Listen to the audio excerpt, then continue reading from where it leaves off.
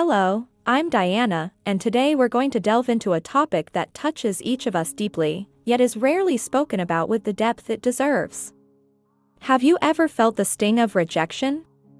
The cold, sinking feeling that comes when you're left out, overlooked, or turned away. Rejection is not just an emotional upset, it's a profound experience that cuts to the core of our being. Why does it hurt so much when we are rejected? Why does it feel like a wound not just to our hearts but to our very essence? Today, we're not just discussing rejection, we're exploring the very pain it inflicts on us.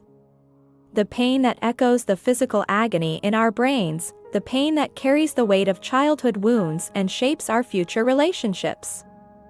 I invite you to join me in this sensitive journey as we uncover the truths behind the psychological pain of rejection and begin to understand ourselves and our paths a little better. So, tell me, have you ever wondered why some rejections hurt more than others? Or why we sometimes find ourselves repeating patterns that lead to more pain? Let's explore these questions together. Your feelings, your experiences, they matter here. This is a safe space for us to dive into the depths of human emotion. Rejection is one of the most universal and painful experiences humans can face. It's the feeling of being excluded, unwanted, or unaccepted, which can arise in various contexts, from interpersonal and professional relationships to family dynamics. This experience isn't just emotionally unsettling. Studies have shown that rejection activates brain areas typically involved in processing physical pain, such as the anterior cingulate cortex. This neurological link explains why rejection isn't just metaphorically painful but can be felt as real physical pain, intensifying its scope and impact on our psychological well-being. The depth of the pain of rejection is often amplified when we experience initial rejection from those closest to us, such as our parents. This primary rejection can leave deep emotional scars and shape our perception of ourselves and our future relationships. Parental rejection can trigger profound doubts about one's self-worth and value, making subsequent rejections in life harder to handle. It's a cycle that can perpetuate feelings of isolation, sadness, and insecurity.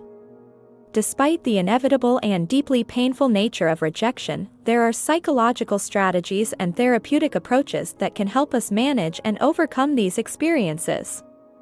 Understanding rejection as a common, albeit difficult, part of the human condition can reduce the isolation that often accompanies these experiences. Strategies such as cognitive behavioral therapy, social support, and building emotional resilience can provide vital tools for addressing the pain of rejection, allowing us to move towards greater self-acceptance and healthier, more fulfilling relationships. The impact of rejection on the human psyche goes far beyond a moment of pain. When we experience rejection, our sense of personal value is deeply shaken.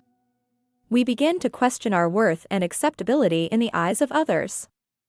This can lead to a negative spiral of self-doubt and self-criticism, where each new experience of rejection seems to confirm our deepest fears about being unworthy or inadequate. Rejection not only challenges our value, it also triggers feelings of isolation and fear. Being rejected makes us feel alone, separated from the comfort and acceptance of a group or relationship. This isolation isn't just emotional, it can affect our behavior, leading us to withdraw and avoid situations where we might face further rejection. Additionally, the fear of rejection can become a constant concern, influencing future decisions and inhibiting the willingness to take risks or pursue goals. Rejection also represents a significant challenge to individual identity. Each person has an internal perception of who they are, their qualities, and their place in the world. When someone or something rejects us, that perception is challenged. We may begin to reconsider who we are and how we present ourselves, often in ways that can be detrimental to our self-esteem and sense of authenticity. It's a process that can lead to behavioral changes and the loss of personal integrity as we desperately try to adapt to avoid further pain.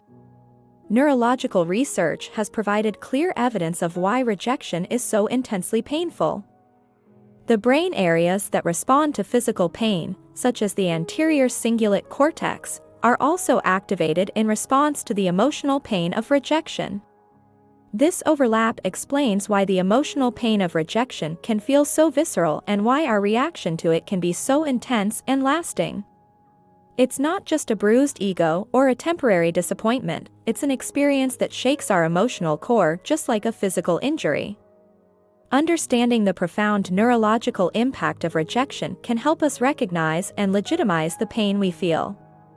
This awareness is the first step in developing effective strategies for managing and, ultimately, overcoming the pain of rejection.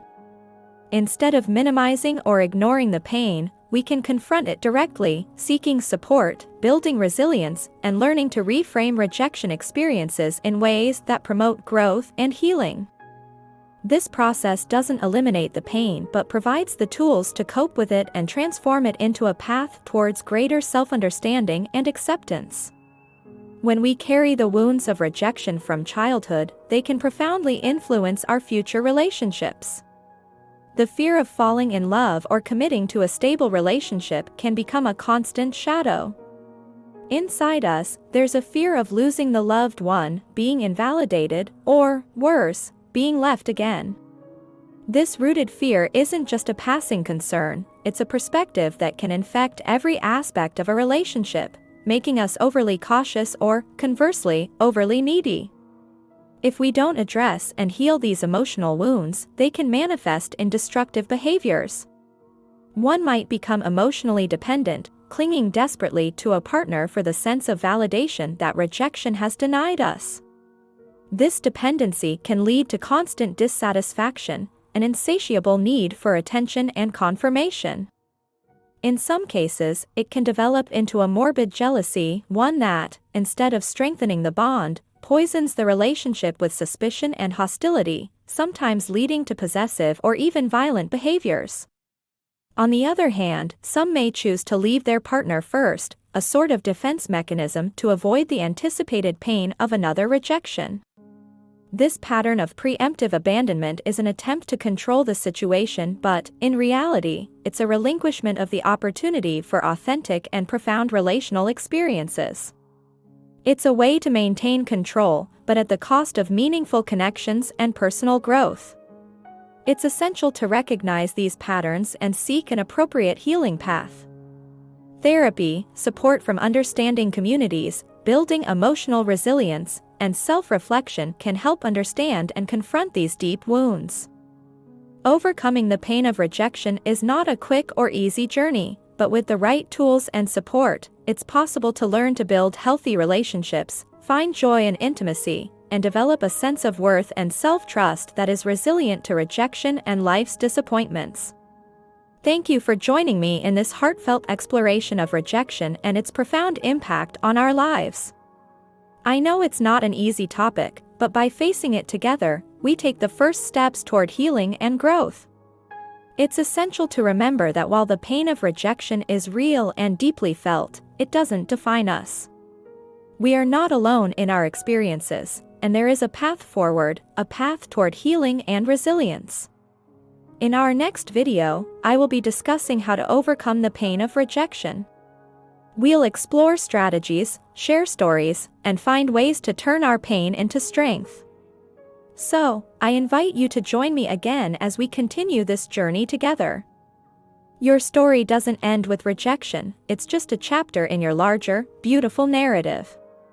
Until next time, take care of yourselves and remember, you're more resilient than you realize.